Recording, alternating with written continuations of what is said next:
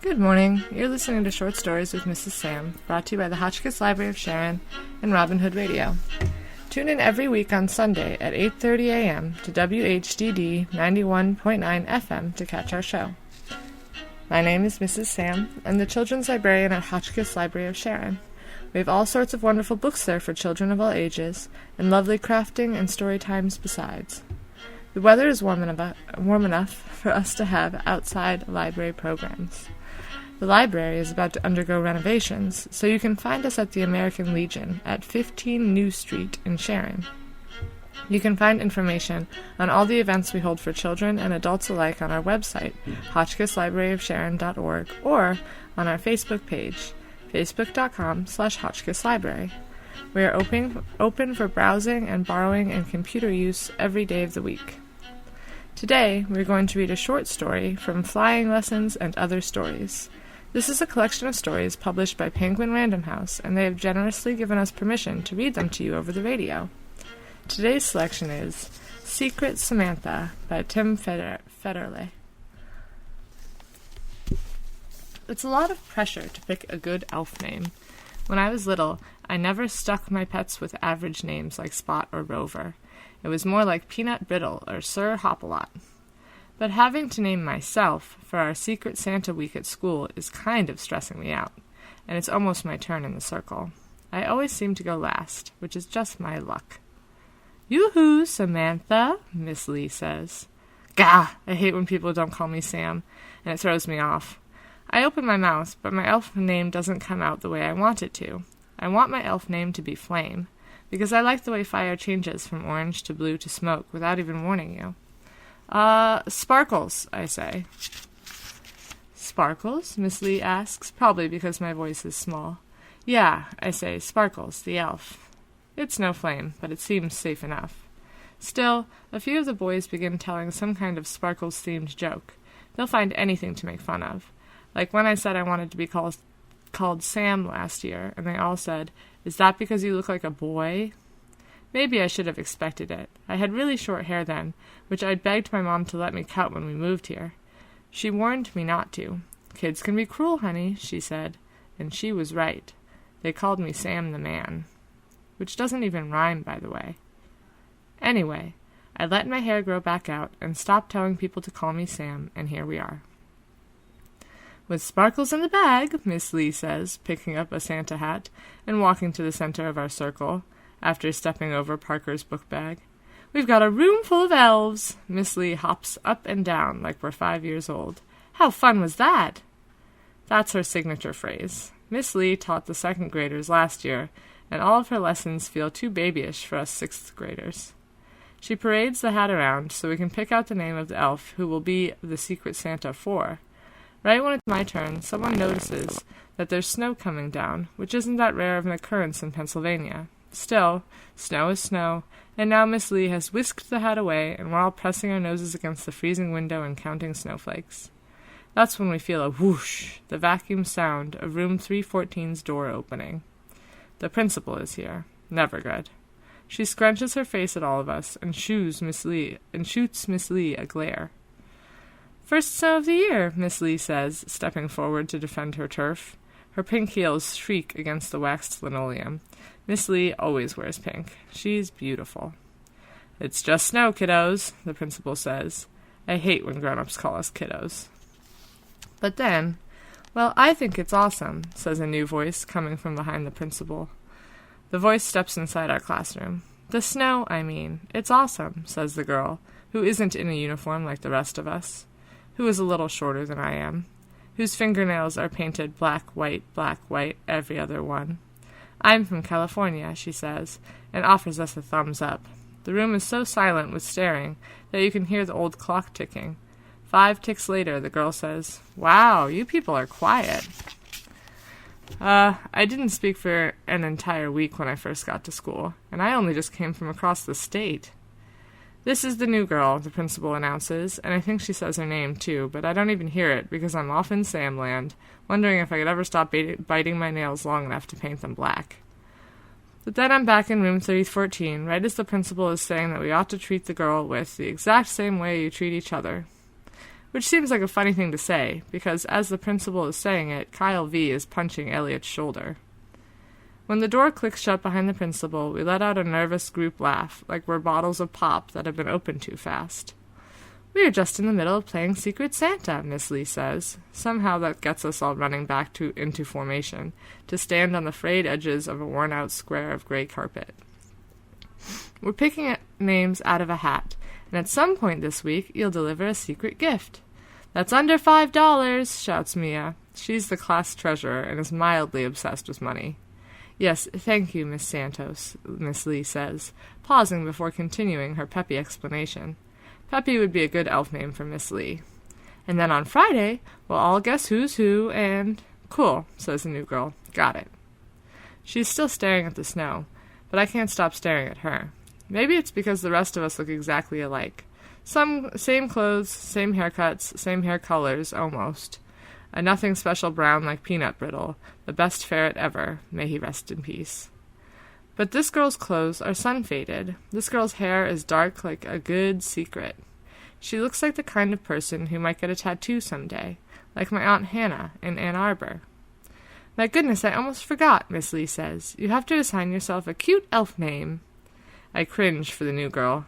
This would all freak me out if it were my first day. But she doesn't even blink. She's from California. "For instance," Miss Lee says, "Kaylee is Sunshine, and Kyle H. is Slugger, and Ada is Mistletoe, so before you can play the game, I'll need you to—" "Blade," the girl says. "I'm sorry?" On cue, a few of the boys begin telling Blade-themed jokes, but Blade looks at them like that one blank-faced emoji that doesn't have a mouth, and they stop. Blade is my elf name. She steps farther into our circle, and I notice Blade's got on amazing military boots that are all scuffed up. Those won't be around past day 1. We girls are required to wear Mary Janes. "Well then," Miss Lee says, not sounding peppy anymore, "Blade." You can tell Miss Lee is bothered to have an elf called Blade on her watch, but that's not the important part. The important part is that I'm thinking how fun it would be to sled with my best friend Henry this weekend, and how excited I am to see Dad for Christmas, and mostly how wicked the new girl's boots are, at the very same time. I reach into the hat and somehow pull out the name Blade. The period bell goes off right as she and I lock eyes, tight like matching puzzle pieces, almost like she can tell I picked her. Rumors spread in the lunch line like a common cold. Blade has a knife collection. Blade has a pet snake. Blade has 3 pet snakes. Blade feeds her pet snakes live rats, which she personally catches in the attic of her haunted house. And the most shocking rumor of all, Blade called her teachers by their first names at her old school in Berkeley. "I'm telling you," Henry says, in between bites of chicken fingers. Reagan and J.J. O'Reilly lives across the street from the new girl. Apparently her family moved in over the weekend, and they are super weird. Weird can mean anything, Henry. Everyone calls us weird. I'm glancing around the cafeteria, swirling a tater tot and some Italian dressing, and feeling glad that nobody ever sits with me and Henry. I love having a big table to spread out my art notebooks and draw. I don't even care if Henry spills various sauces on my drawings, which he always does, because then I turn the sauce splotches into cartoon characters. "Okay, true," Henry says, "but I think this girl is, genuinely weird. Did you see her boots? Did I see them? I want a pair." "I think they're pretty wicked," I say, and I'm proud of myself. I said it loud enough for Henry to hear me the first time. The monitor whistles. Lunch is almost up.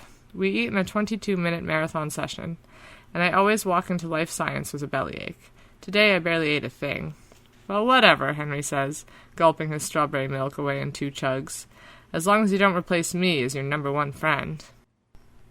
"Ah, Henry," I say, standing with my tray to gather my notebooks. "I think of you more as a pet than a friend." He acts all offended, but then does his famous baboon snort, and we both laugh. "If I'm your pet, then can I finish your tater tots?" I hand over my tray and roll my eyes, but Henry's the best, even if I can't quite trust him with the secret that I'm Blade's Santa. When Henry's got a secret to keep, he looks like he has to pee. Frankly, it's a liability. Gosh, he says, smacking his lips. I would marry tater tots if I could. The official bell goes off, and the whole cafeteria shrieks and groans, but nothing can get me down now. I've just got life science, and then band practice, and then Mom is taking me last-minute Christmas shopping for Aunt Hannah and Miss Lee. Also, the new girl, whom I can't seem to stop thinking about. The mall is a zoo, if the zoo forgot to build cages. Half of the shops are permanently closed, and the food court is a war zone. But after we pick up an Applebee's gift card from Miss Lee, Mom beelines straight for a boutique that's within the price range of our Secret Santa rules. What about this, Sammy? She says, holding up a mini makeup kit that's right by the front of this quirky pop-up shop. Mom calls me Sammy because she knows I hate Samantha, and she knows I prefer Sam, so Sammy is kind of in the middle. We are working on being in the middle with one another. Maybe, I say, and Mom goes, Speak up, Sammy, and I say, Maybe.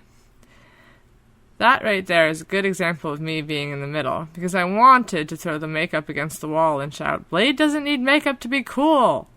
Well, I'll hold on to it, Mom says, making apology eyes at the cashier, unless he finds something better. But I don't find something better, is the problem. I go up and down the aisles, and I find things that I could use, like these turquoise dragon earrings that might distract people from my giant ears, or this mini embroidered diva pillow that would be a good bed for my bunny, Sir Hop-a-Lot, but none of it seems to be very Blade. Samantha? I'm allowed out of my mom's sight for about 10 seconds for every year I've been alive. As I'm shuffling back to her, I'm making note of the silver high heels she's got on that I know make her feet scream. She always looks so dolled up, but so uncomfortable. She's the very opposite of me. I'd rather be plain and relaxed. If I could wear sweatpants to church, I would. If I could buzz off my hair, I would. I'm serious. So, Mom says, tapping the makeup kit against the counter, shall we? But then she gets a phone call from her boyfriend. I recognize the special ring. And she hands the cashier both her credit cards and says, One of these should work, and steps out to take Scott's call. When the cashier asks me, all ready to check out, that's the very same moment I spot these long black shoelaces dotted with gray skulls, on sale in a wire basket beneath the register. These too, I whisper, sliding the shoelaces on top of the makeup kit. The lady swipes Mom's first card and hands me back the makeup and the shoelaces in a little wax paper baggie and winks at me. I stuff the bag into my pocket before Mom even realizes what I've done. Merry Christmas. The next morning, as my bus is driving into the loop outside school, I see a dirty white Jeep pulled in front of us, even though parents aren't supposed to use the front drive till after 8. Blade gets out of the Jeep, because of course she'd have the type of family that drives her to school. An amazing thing happens next, which is that Blade stands on the sidewalk and waves and blows a kiss to whoever is driving the Jeep. I stopped hugging Mom outside school about a month ago, after Quentin made fun of Taylor for kissing her mom's cheek before the autumn band concert. But Blade is just waving and waving without a care in the world. She catches me catching her, maybe because I've stood up in my seat, and pulled the window down and stuck my head out, which is crazy. It's freezing. People in the bus are yelling at me to shut it. Hi, I mouthed to Blade, and she mouths, Hi, back, and she's still waving, except now it's at me. I pull out my magic 8-ball keychain as a good luck charm. The whole bus ride over, I asked it if I should give Blade the makeup kit or the shoelaces, but every single time it came out hazy, like it didn't know the answer, which is nuts. It knows the answer to everything. That's why it's magic. Later, we all enter language arts with a degree of excitement we usually save up for recess, but Miss Lee seems overcast today. She's not even wearing pink. I have bad news, she says. It's about Secret Santa. Is it canceled? Says Noelle. She's very serious about Christmas. Hello, her name. Well, it's not exactly canceled, says Miss Lee, as we all gather on the rug. But it turns out I've broken some administrative rules by talking about Santa, who, of course, isn't even real. I look at Blade. She's already looking at me. She smirks like she's got something hot in her mouth. It makes me smirk, too, even though I'll die if Secret Santa is ruined. Not everybody celebrates Christmas, Miss Lee says. She's digging a fingernail track up and down her black stockings. So now we're going to call our game Secret Sharers. Everybody is quiet. Jasmine's stomach gurgles so loud that Ethan high-fives her, and then it's silent in room 314 for a bit longer, and Blade, of all people, says, "So what's the bad news?" Whenever Blade speaks up, my chest goes ba-boom, ba-boom. It's the weirdest thing. It's like an allergic reaction. "That was the bad news," says Miss Lee. Her eyes wander over to her beloved corkboard, which twinkles with holiday glitter, "that we have to call the game Secret Sharers now." Kaylee says, "As long as we're all still giving gifts, I think we're fine, Miss Lee."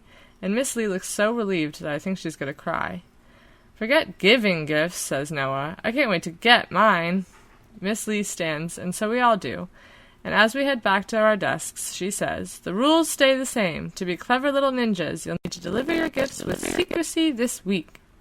Noelle calls out, without even raising her hand, "You mean elves, Miss Lee? Clever little elves?" Miss Lee twists a ring around her finger. "We're calling you ninjas now, sweetheart." And then she grabs a stack of papers and begins our lesson on adverbs. When I get home from school, it's more bad news. Usually, Mom has a snack set out for me in the kitchen, but instead of baby carrots and a granola bar, it's just the skull shoelaces and a post-it note that says, "Call me at work." She's been going through my drawers again. I check my cell and see that a text came in, also from Mom. The text says, "Call me at work." "I wouldn't have minded buying you those shoelaces, Samantha, but you didn't ask," Mom says, when I've got her on the phone. "You've been sneaking around so much lately, and you don't even own boots." That reminds me to kick off my Mary Janes, which is the best part of every day. "You stepped away to talk to Scott in the store," I say, "and I wasn't thinking." It's a dangerous move to bring up Scott, because Mom knows I actually like this guy. He thinks I'm an ace cartoonist. "Well, next time you want something, all you have to do is say so," says Mom in her distracted voice. I can hear her clicking away on the keyboard at her real estate office. For the record, when I was in 6th grade, I definitely would have preferred eyeshadow over shoelaces, but it's a new generation, I guess. Clickety-click-click. "I'll return whichever gift you don't give her." "Okay," I say, and then Mom's cell phone rings at work, so I go, "Take that call," and she says, "Hey, love you, Sam." 5 minutes later, I've spread my art notebooks all over the kitchen table when it hits me that Mom called me Sam, which makes me grin so hard that I snag a lip on my braces, and I don't even care. Priorities. I take out my freshest green marker and try to draw Blade a good homemade card to go along with her shoelaces. But my Christmas trees are lopsided, and my bubble letters are a joke. Typical Tuesday. So I text Henry, "Want to come over for a snack? My mom made cupcakes last night." And both of his dads say it's okay. And literally only 20 minutes later, he has provided me with an accidental vanilla frosting smear across a black sheet of construction paper. It's going to make an amazing snowman. I give in and tell Henry that I'm Blade's Santa. Saying her elf name out loud makes her real. It also makes my chest go ba-boom and my left thumb twitch, as if an allergic reaction is spreading. "You didn't sign the card," Henry points out. His chin is a cupcake disaster zone. I write, "To Blade, from Guess Who," and I fold the card into an origami rabbit, my specialty, which reminds me that I have to feed Sir Hop-a-Lot, and so I do. Then Henry and I wrap the skull shoelaces in an old Calvin and Hobbes cartoon, which is a big deal. Calvin and Hobbes is my favorite. The week goes on with barely any more snow, which, boo. But one nice thing is, in homeroom on Wednesday, Abby and Reagan and Parker separately asked me to be their gift deliverer because I'm so secretive, which I didn't even know about myself. Another funny thing is, Abby got Regan as an elf, and Regan got Abby by coincidence, and Abby thought Regan got this lip gloss that changes color depending on your mood, and Regan bought Abby this ring that changes color depending on your mood. Crazy, right?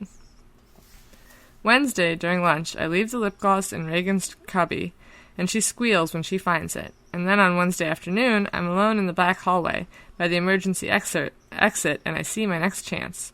I tape the mood ring to Abby's locker, but when I sneak back away, I hear a raspy California voice say, "You are sneaky." It's Blade. I get stupid. "I'm not Abby's Santa," I say, which is a catastrophe. I should be playing it cool, but I'm useless when I'm caught. "I'm just a delivery elf." Don't you mean ninja?" Blade says, and I give her a huh look, and she goes, "Elves are outlawed around these parts, Sparkles." Ba-boom, twitch, ba-boom, twitch. I can't tell if she's making fun of me, but then she says, "I'm kidding." and I giggle and pinch my elbow skin and look at anything but Blade's face. That's when I notice that she's got on standard issue Mary Janes now, just like the rest of us. Aren't those the worst, I say? She looks down and looks up and says, I feel as if I'm wearing a costume. I giggle again, and then silence. The period bell goes off about 1,000,000 hours later. Blade says, social studies. I say, band practice, and we both make yuck faces before heading in the opposite directions. But I turn around. Is it true you have pet snakes? Snakes echoes in the hallway, which is impressive.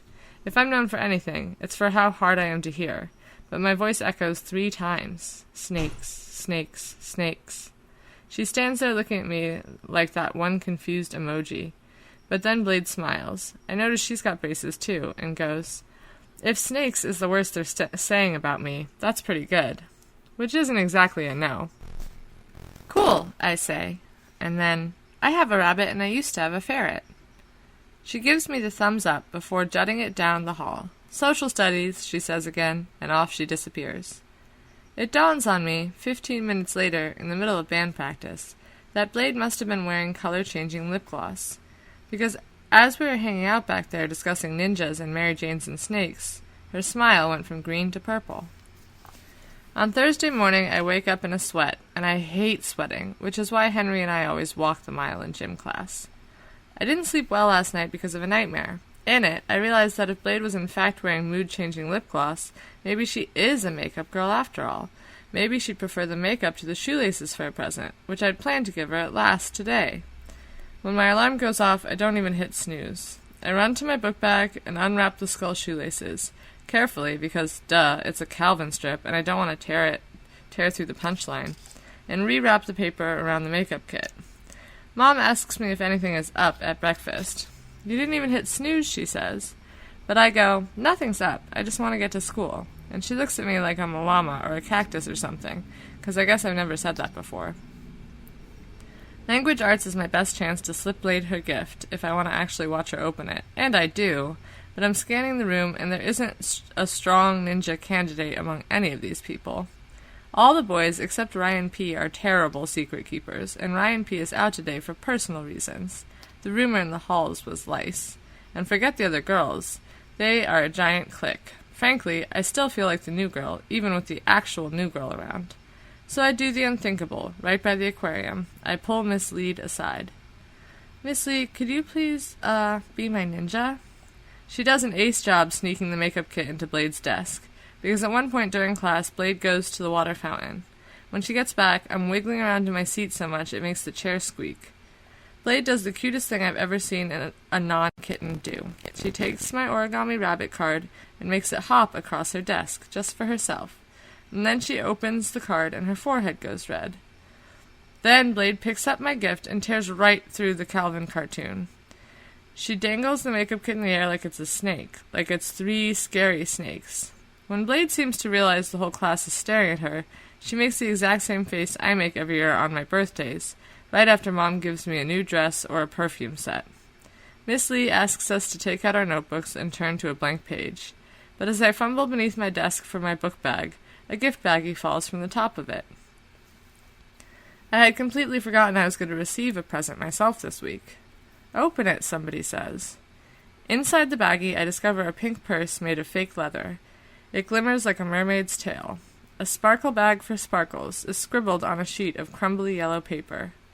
And that's when I asked to go to the nurse's office for personal reasons, and I don't mean lice. The nurse isn't sure what to do with me, and neither am I. I feel like I'm going to sneeze, except instead of a sneeze, it's crying. My temperature is fine, so the nurse gives me a lollipop and paces. Mom comes to see me at school, first. Sammy, why the tears? Why the tears? We have been working on me not crying so much, but as soon as I see her, I'm a goner.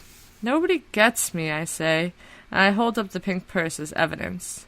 I can't stop thinking about Abby and Reagan, and how they just knew that the other person would like mood-changing gifts. Basically, everyone in my class got perfectly picked presents this week, but I didn't. And neither did Blade. I saw it. I felt it. I know. Mom gives me a big hug. The nurse leaves us alone on the cots. We've had a tough couple of years, and you are amazing to me, Mom says.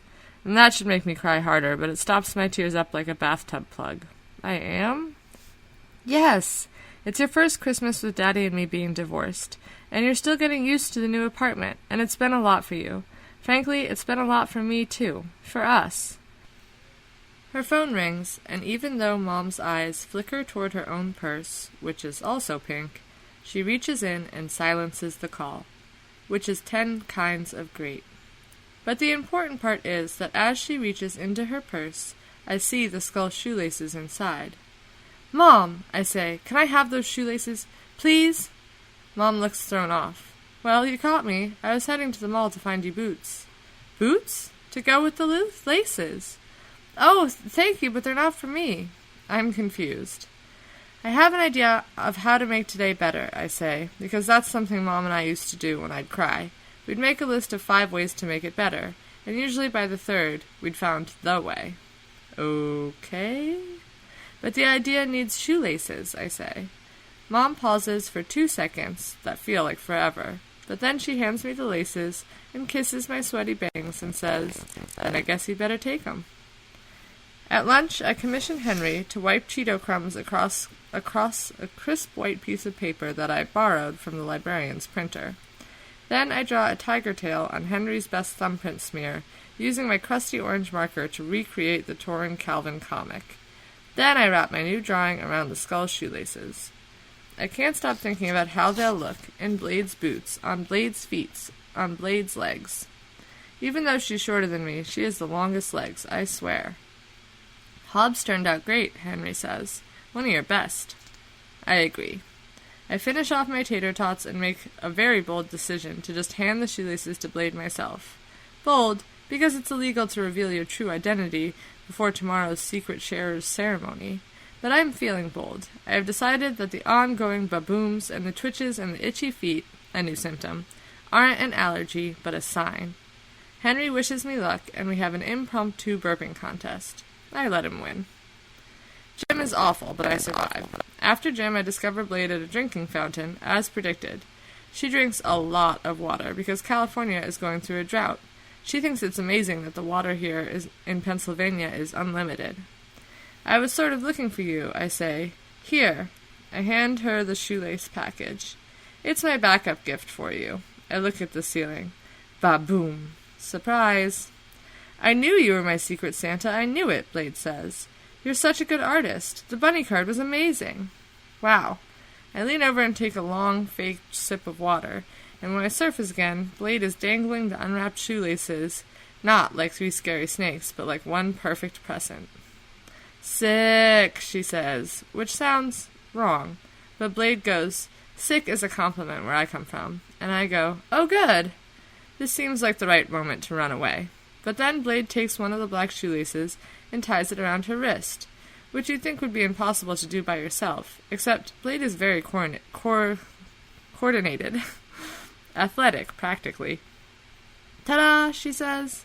Just as she finishes triple knotting the makeshift bracelet, I reach out and help her. No, here, she says, and Blade takes my wrist and ties the other shoelace around it. Everything that isn't my wrist itches and twitches and tingles and babooms at the same time. I have to force myself to talk. I didn't realize shoelaces could be bracelets, I say. I feel like an empty mug that's being filled with hot chocolate, like I've been getting warmer all week, and I finally found the hidden prize. Twins, Blade says, holding her wrist up to mine. They almost touch. Yeah, I say, something like that. Blade nods, and a speck of dandruff falls from her head like a snowflake. I make a wish on it. The bell goes off. It rings and rings, even when it stops ringing. Blade says, social studies, and I say, band practice, and we make the same yuck face before heading in opposite directions. But then she turns back around. Hey, Sparkles, what's your real name? I catch sight of the hall monitor at the end of the corridor, 5 seconds away from giving us our first warning. My lips go to say Samantha, but my mouth says, just barely, Flame. Blade smiles. Her braces shine. Flame. Huh, and they call me weird. This is your first warning, ladies, the hall monitor says. We pivot from one another to head to our classes, but my Mary Janes turn me right around. Squeak! Blade, I whisper. Yeah, Flame? Second warning, ladies. Now the hall monitor is walking toward us. It's actually Sam, I blurt. My name is Sam. It's the first time I've corrected somebody in nearly a year. I brace myself to hear a joke about how Sam's a boy's name, to get teased, but Blade shimmies her wrist above her head, and the skull shoelaces dance at the end of her arm. Your secret's safe with me, Sam. When right as the hall monitor arrives at my side, I say, sick. And this time, I'm not whispering.